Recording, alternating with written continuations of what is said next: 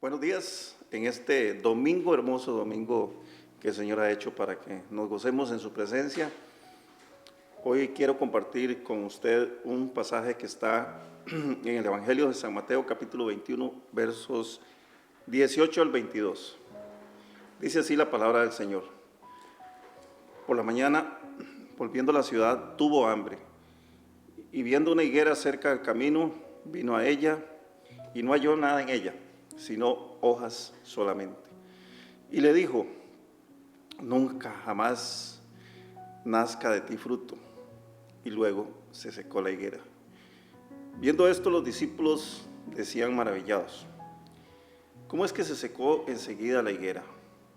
Respondiendo Jesús les dijo: de cierto os digo, que si tuviereis fe y no dudareis, no solo haréis esto de la higuera, sino que si a este monte dijereis: quítate y échate en el mar, será hecho.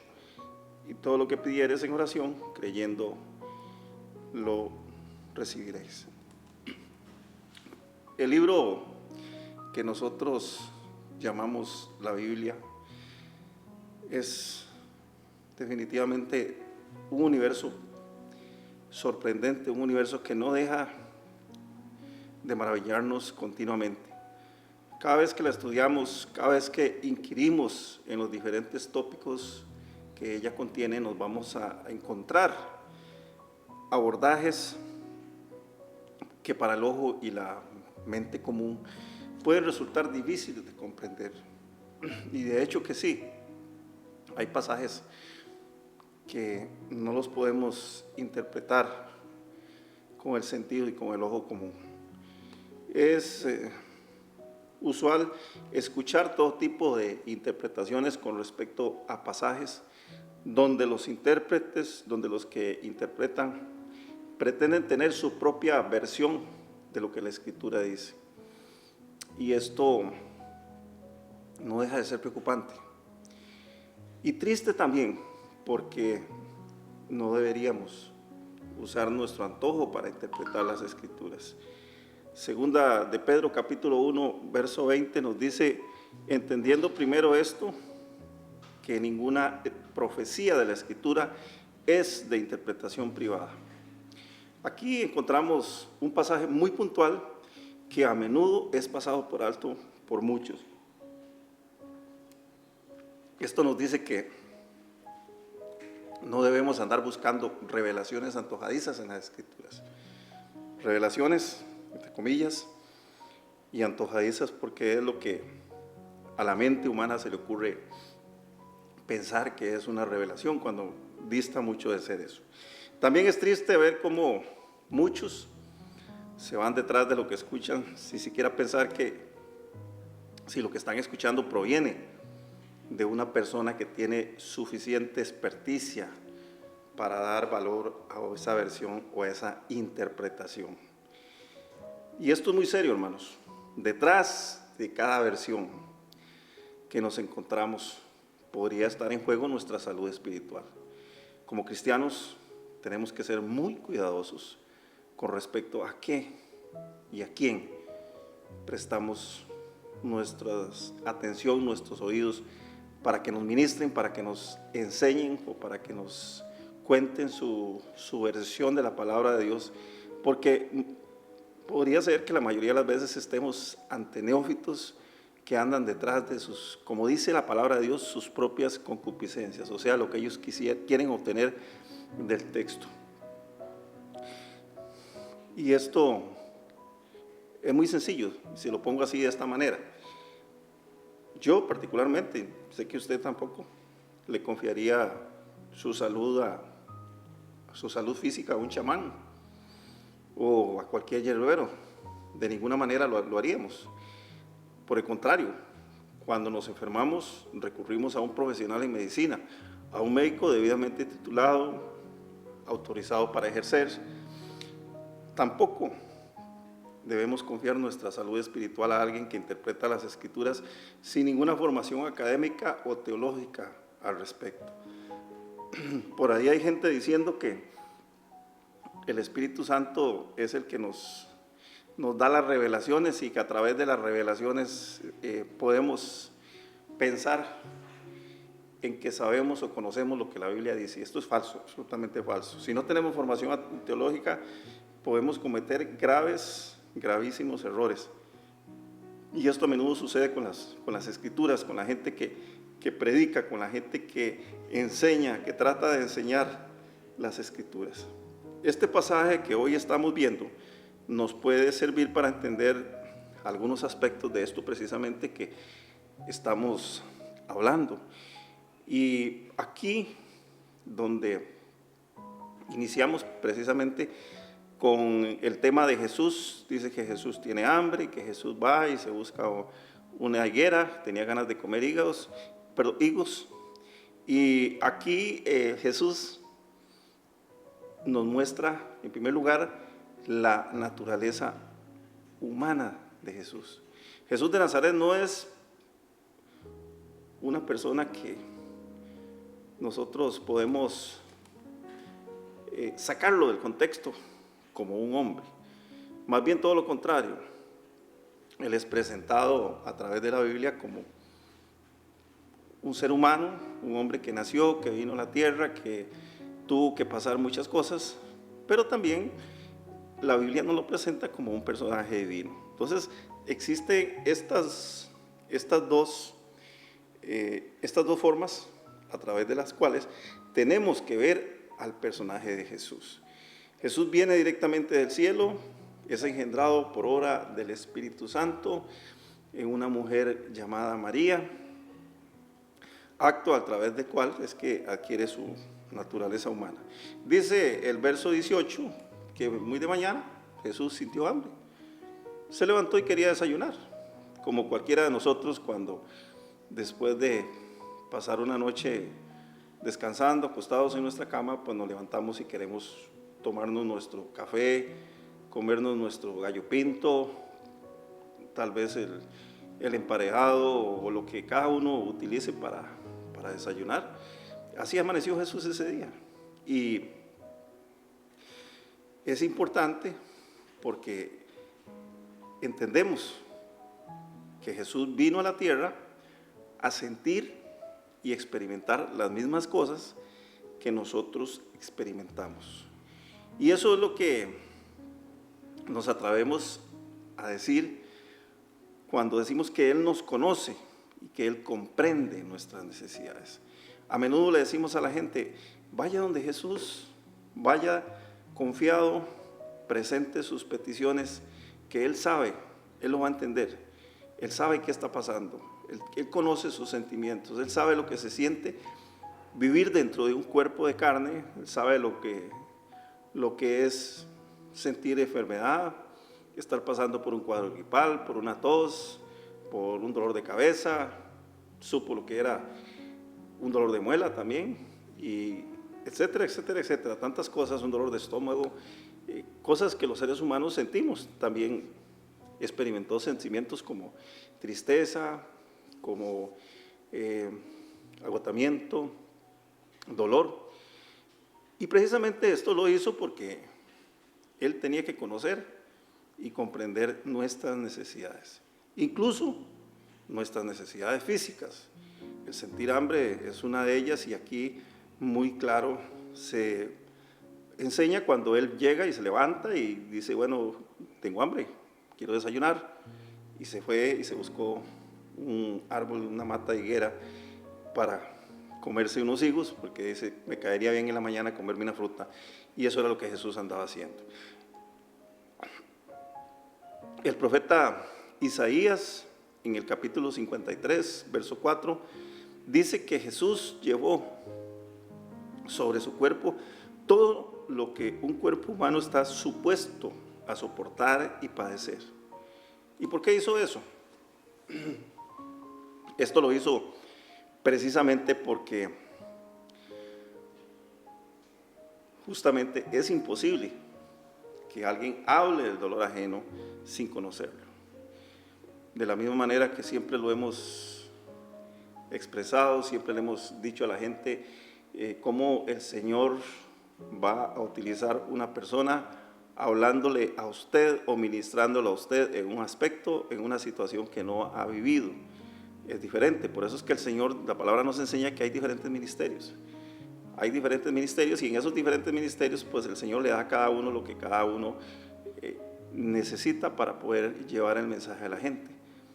En el caso de Jesús estamos hablando del Hijo de Dios en un cuerpo de hombre que experimentó absolutamente todo y Él sí puede conocernos a cabalidad porque Él estuvo metido en un cuerpo humano y Él exactamente conoce lo que nosotros sentimos. Nuestras enfermedades son terminadas, gracias a Dios, gracias a Cristo Jesús, son terminadas de una vez y para siempre a través del acto de la resurrección, cuando vamos a adquirir un cuerpo nuevo, un cuerpo inmortal.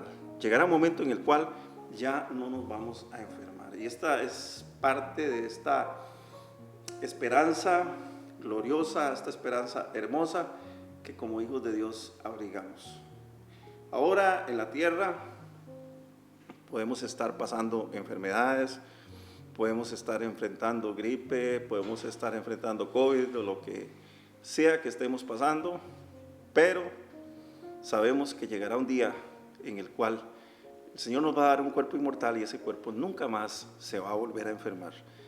Pero mientras tanto, mientras estamos en la tierra, tenemos a alguien que nos comprende, alguien que sabe qué es lo que se siente pasar por esas cosas. Por eso dice la palabra de Dios que Jesús sintió hambre, un aspecto humano de la personalidad de Jesús. El segundo tópico que encontramos ahí es la naturaleza divina de Jesús. El verso 19 habla acerca de una actitud que tuvo Jesús con respecto a la higuera. Y aquí tenemos que tener mucho cuidado, ojo, mucho cuidado.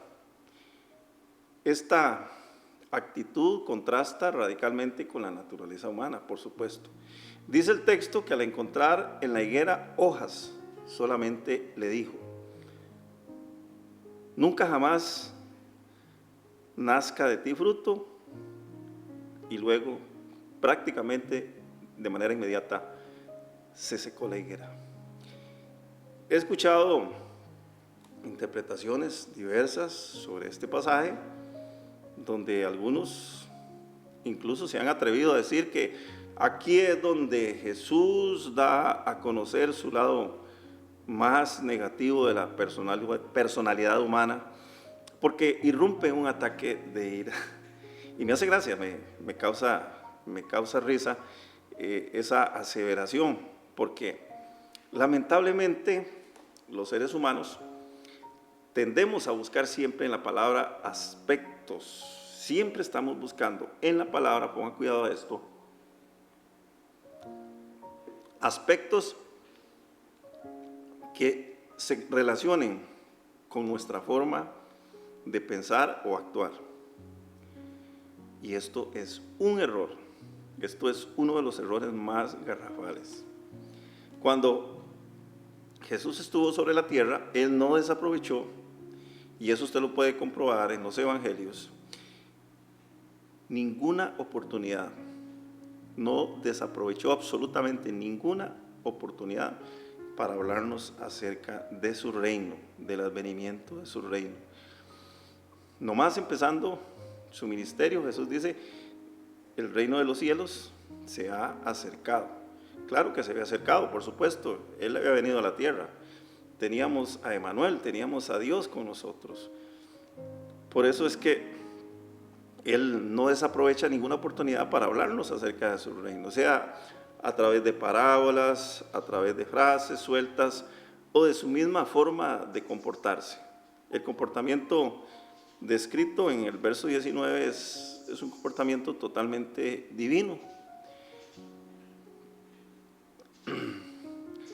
Recordemos que a Dios no le podemos calificar en su actuar, ni tampoco lo podemos clasificar en sus actos, simple y sencillamente porque Él es Dios. Y esta es una costumbre que tenemos a menudo los seres humanos, una de las tantas prácticas viciadas que tenemos los seres humanos, y es que tratamos de condicionar, tratamos de calificar o de clasificar la forma en que Dios actúa de acuerdo a nuestra estructura de pensamiento o de acuerdo a nuestra forma de ser, nuestra forma de actuar. Pero a Dios no lo podemos clasificar por sus actos, simple y sencillamente porque Él es Dios. Así que Dios, como tal, Él es soberano, Él es absolutamente soberano. Él es omnipotente, omnipresente y omnisciente. Dios es Dios. A Dios no le podemos endosar ningún calificativo de comportamiento humano. Muchas veces la gente se confunde y dice, es que Dios nos hizo a su imagen y semejanza. Y esto hay mucha tela que cortar. Nosotros no nos parecemos a Dios de ninguna manera. Los atributos divinos de Dios no pueden compararse con nosotros. Recuerde que somos seres imperfectos, somos seres humanos, somos su creación. El Salmo 100, verso 3, dice, reconoced que Jehová es Dios. Él nos hizo y no nosotros a nosotros mismos. Pueblo suyo somos y ovejas de su prado. Está absolutamente claro. El salmista nos dice, reconozcamos a Dios como el Dios creador, como el Dios omnipotente, como el Dios todopoderoso. Ponernos a clasificar a Dios o a juzgar a Dios o a calificarlo es convertirnos en igualados. Simple y sencillamente no cabe otra palabra. El término igualado sería lo más sensato que podríamos decirnos cuando hablamos acerca de nuestra forma de clasificar las acciones de Dios. Así que el salmista nos dice que debemos reconocer su grandeza, debemos reconocer su majestad, sin olvidarnos que somos pueblo suyo, ovejas indefensas de su prado, que en todo momento dependemos de su cuidado y de su protección. Por ese mismo motivo, en el Salmo 23, verso 4, nos dice que Él tiene en su mano un cayado y una vara. Interesante estos dos elementos. ¿Por qué? Porque el cayado es un gancho, todos lo conocen, es un gancho con el cual somos conducidos hacia la vereda correcta. Si nos desviamos, Él nos alinea y nos vuelve a meter en la vereda correcta. Pero la vara es todo lo contrario. La vara es un azote, lo que a veces llamamos nosotros un garrote, un palo, con el cual si no nos ponemos vivos, si no nos alineamos, podemos ser golpeados cuando no queremos hacer caso. Y esto a menudo nos sucede. Recuerde que la palabra del Señor nos enseña que Dios al hijo que ama disciplina y azota al que recibe por hijo. Así que no es fácil, no es algo que simple y sencillamente vamos a decir, no, es que de ahí estoy pasando por una racha. Bueno, ojalá que sea solo una racha y no que el Señor me esté hablando y me esté hablando con vara pesada para que yo pueda entender. Dios nos ama tanto que nos disciplina y que nos azota, nos garrotea, como decimos nosotros los costarricenses. Entonces, recuerde esto. Si Dios tiene un cayado y tiene una vara, yo preferiría que Dios me guíe con el cayado y no con la vara. El cayado es un gancho con el cual somos conducidos por el camino correcto, por la vereda correcta. Pero la vara es el palo, el azote, el garrote con el cual podemos ser golpeados si no queremos hacer caso. Y esto yo sé que todos lo hemos experimentado en algún momento. No es nada bonito, no es nada agradable. Pero nos suceden esas cosas precisamente por nuestra incapacidad de hacer las cosas bien hechas, nuestra incapacidad de actuar correctamente. El aspecto número 3 que vamos a encontrar dentro del texto es el plan redentivo de Dios. Cuando nosotros leemos la Biblia, empezando desde el libro de Génesis, capítulo 3, verso 15, hasta el libro de Apocalipsis, Dios en ningún momento deja de hablarnos acerca de la redención que Él nos ha traído a través de Jesucristo. Jesús en diversos pasajes de la Biblia nos habla acerca de nuestra obligación de llevar fruto. Tenemos que llevar fruto, dice la palabra. Y habla acerca de los árboles que si no producen fruto van a ser cortados y van a ser echados en el fuego. Habla de muchas otras maneras acerca de la importancia que nosotros entendamos que hemos sido puestos por Dios para que llevemos fruto. El Salmo 1 nos dice que bienaventurado el varón que no anduvo en consejo de malos, ni en silla de escarnecedores se ha sentado. Dice que será como árbol plantado junto a corrientes de agua, que sus hojas no caen y da fruto a su tiempo. O sea, desde cualquier ángulo que usted vea la Biblia, se va a encontrar que Dios demanda de nosotros, demanda frutos, demanda que produzcamos para su reino. Pero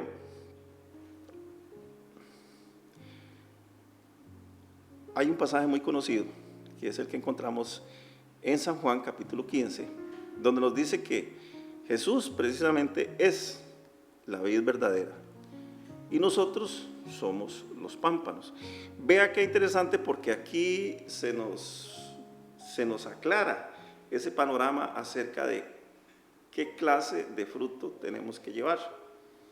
Porque entonces, si descuidamos nuestro conocimiento de la palabra, nuestra interpretación de la palabra, podemos llegar a pensar que no importa, cualquier fruto que demos, el que se nos antoje, ese va a ser aceptable al Señor.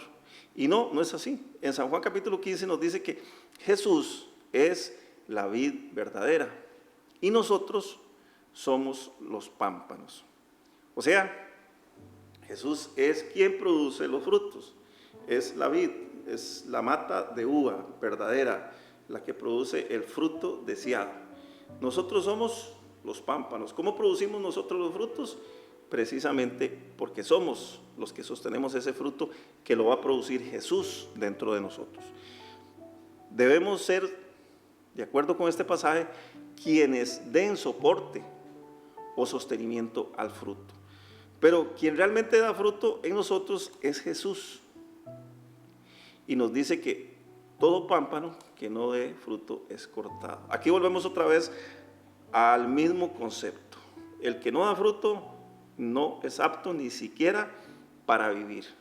Ni siquiera para vivir. Jesús llegó, buscó la higuera no produjo, le dijo que se secara. Cuando Jesús está frente a la higuera y la reprende por no llevar fruto, la condena a morir seca, nos está hablando justamente de ese plan de redención que Él mismo vino a trazar. Precisamente aquí es donde se dibuja, donde se muestra directamente ese plan de redención que Él mismo vino a mostrarnos, a trazarnos. La higuera representa, en este caso, al pueblo de Israel, pero también representa a nosotros, a los gentiles, a los que hemos recibido a Jesús como nuestro Señor y Salvador. La higuera tiene un significado muy, muy importante, porque ya aquí, ya en los tiempos de Jesús, ya estamos hablando de otro concepto. Cuando leemos la palabra de Dios, Dios esperaba que su pueblo Israel fuera ejemplo a las demás naciones. Pero ya aquí se vea, el pueblo de Dios le había demostrado a Dios que ellos no querían ser ejemplo a las naciones. Entonces Dios, a través de Jesucristo, también viene y los llama a nosotros. Entonces, higueras, tanto judíos como gentiles, estamos metidos dentro de ese plan de redención, y el objetivo a través del cual tenemos que llegar es produciendo el fruto deseado. Dios quiere que todos tengamos y llevemos frutos en Jesús. Y por eso es que nos da el ejemplo de la higuera. Por eso, y insisto en esto, A veces la gente no quiere entender y hay algunos que les gusta hacer interpretaciones desfasadas o voladas, como decimos, fuera de tono, fuera de contexto, interpretaciones que ni siquiera vienen a estar acordes con la realidad, no tienen nada que ver con la realidad ni con el contexto histórico. Repito, desconocimiento total de la palabra de Dios. Por eso, aparte de andar buscando, no andemos buscando interpretaciones o significados ocultos en los pasajes de la Biblia. Hermanos, la mayoría de las veces la gente hace con estos pasajes que consideramos oscuros y difíciles de entender, hacen sus propias teorías, y esto es dañino para la salud espiritual de la iglesia. El pasaje de la higuera que maldice Jesús nos deja claro, algo muy claro, y es que los hijos de Dios, nosotros los hijos de Dios, tenemos que esforzarnos muchísimo, tenemos que esforzarnos demasiado, y tenemos que llevar fruto, el fruto deseado, por cuanto ahora somos hijos de Dios, ahora somos hijos de luz. Así que no busquemos, hermanos, en la palabra de Dios cosas que no tenemos que buscar. Según el verso 20, la actitud de los discípulos de Jesús, fue la misma que encontramos, o es la misma que encontramos en muchos irresponsables que tratan de interpretar la Biblia a su antojo. Por eso es que tenemos que leer la Biblia con mucho cuidado. Dice el verso 20, viendo esto los discípulos decían maravillados, ¿cómo es que se secó enseguida la higuera? Ellos no entendieron. Ellos no entendieron. Lo único que vieron en esa enseñanza fue que la higuera se secó y que Jesús la maldijo, pero no vieron absolutamente nada. No vieron la enseñanza que había con respecto a la naturaleza humana de Jesús, no vieron la enseñanza que había con respecto a la naturaleza divina de Jesús, no vieron la enseñanza que había con respecto al plan redentivo de Jesús, y precisamente ahí lo estaba plasmando en el caso de la higuera. Y lamentablemente, hermanos, 2000 y resto de años después de aquel acontecimiento que nos relata el Evangelio de Mateo, los que actualmente pretendemos ser discípulos de Jesús, nos seguimos preocupando por las mismas boberías, por las mismas tonterías. Tratar de entender cómo fue que Jesús, con solo pronunciar unas palabras, hizo que la higuera se secara. La mayoría de la gente se enfoca en eso. Quieren descubrir cómo fue que Jesús secó la higuera con solo pronunciar unas palabras. Pero no nos preocupamos por el fondo del asunto. No entendemos el fondo del asunto. No nos preocupamos por la higuera que Dios quiere que seamos. Dios quiere que nosotros seamos higueras, es decir, una higuera produciendo frutos abundantes, frutos deseables. Por eso, le repito, esa actitud de los discípulos de Jesús en el verso 20, cuando decían maravillados, ¿cómo es que enseguida se secó la higuera? Bueno, y todo lo demás que Jesús les había enseñado, lamentablemente no lo habían podido entender hasta ese momento. Así que, hermanos, nosotros debemos preocuparnos y ocuparnos también por ser higueras del Señor que lleven frutos abundantes para su reino. El Señor nos llama para que no seamos esa higuera seca, esa higuera que no produce frutos. Recordemos que en Dios fuimos llamados a producir frutos abundantes, fuimos llamados a producir acciones, fuimos llamados a producir resultados Y ese resultado está en función del reino de los cielos. ¿Cuántas personas hemos llamado? ¿Cuántas personas les hemos predicado? ¿Con cuántas personas hemos tratado para que traten de entender el Evangelio? Es muy importante que en estos días nos volvamos, nos aboquemos a hacer de la predicación de la palabra nuestro objetivo, nuestra necesidad. Y no perdamos el tiempo, hermanos, no perdamos el tiempo en cuestiones sin ningún sentido. No nos preocupemos que si la higuera se secó, que si Jesús maldijo la higuera, que por qué la maldijo. Veamos las cosas importantes que hay en cada enseñanza. Veamos en este pasaje hermoso, es un pasaje muy hermoso. Y la gente dice, un pasaje oscuro. No, no es oscuro. Oscuro es si usted quiere estar en oscuridad. Pero si usted analiza cuáles son esos tres aspectos que Jesús nos quiere mostrar, tendríamos tema de conversación para mucho, mucho rato. No nos cansaríamos de hablar durante horas completas acerca del mensaje que el Señor nos está regalando a través de este pasaje. Por eso, cuando leemos la Biblia, dejemos esa costumbre de andar buscando cosas que no tenemos que buscar. Y repito, no le prestemos oídos a gente que no tiene conocimiento de la palabra. Hay gente que no tiene conocimiento de la palabra y nos enreda y nos dice cosas y nos ministra, y después andamos ahí con doctrinas falsas, con doctrinas torcidas, andamos por ahí pensando que ahora sí tenemos esa gran revelación, porque en estos tiempos la gente cree que la verdadera revelación es esos mensajes llenos de emocionalismo, esos mensajes llenos de gritos, esos mensajes que tocan de alguna manera los sentimientos o que nos hacen llorar. Eso no es. Ese no es el verdadero sentido de la palabra de Dios.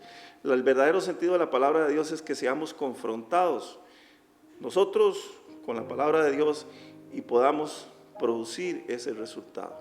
Hay gente que todavía anda por ahí escuchando una y otra vez la misma predicación, y hoy se la predican de una forma y mañana se la predican de otra, y cada vez que la oyen es como si nunca la hubieran escuchado, y no captan, no se quedan con lo básico del mensaje. Recuerde que la palabra de Dios nos habla de Jesús, nos habla de un plan de salvación, nos habla de un plan de redención, y eso es lo que tenemos que enfocarnos cada día cuando vamos a las Escrituras, cuando leemos la palabra de Dios, cuando oramos, cuando escuchamos una predicación o cuando hacemos una predicación, cuando le hablamos a alguna persona respecto a Jesús. Todos tenemos algo que decir de Jesús. Yo tenía un amigo que decía, yo no sé nada de la Biblia, pero le digo a la gente, Cristo te ama. ¿Y qué más quiere? Le dice. ¿Qué más quiere? Le decía yo. Claro que sí, todos tenemos algo que decir de la palabra de Dios. Si por lo menos lleváramos ese mensaje a la gente, pienso que el mundo estaría de manera diferente. De esta manera, hermanos, en esta mañana yo me despido de ustedes, le doy gracias a Dios por haberme permitido compartir este momento. Estamos un poco afectados de salud, aquí estamos tomando jugo de limón con sal para contener un poco la tos, pero gracias al Señor estamos trabajando en la obra del Señor y esperamos que el Señor nos encuentre así en el momento de su venida. Que Dios le bendiga, hermano, que la paz de Dios, que sobrepasa todo entendimiento, le guarde y le mantenga siempre en el camino correcto. Jesús dijo, yo soy el camino y la verdad y la vida, y nadie viene al Padre si no es por mí. Muchas bendiciones.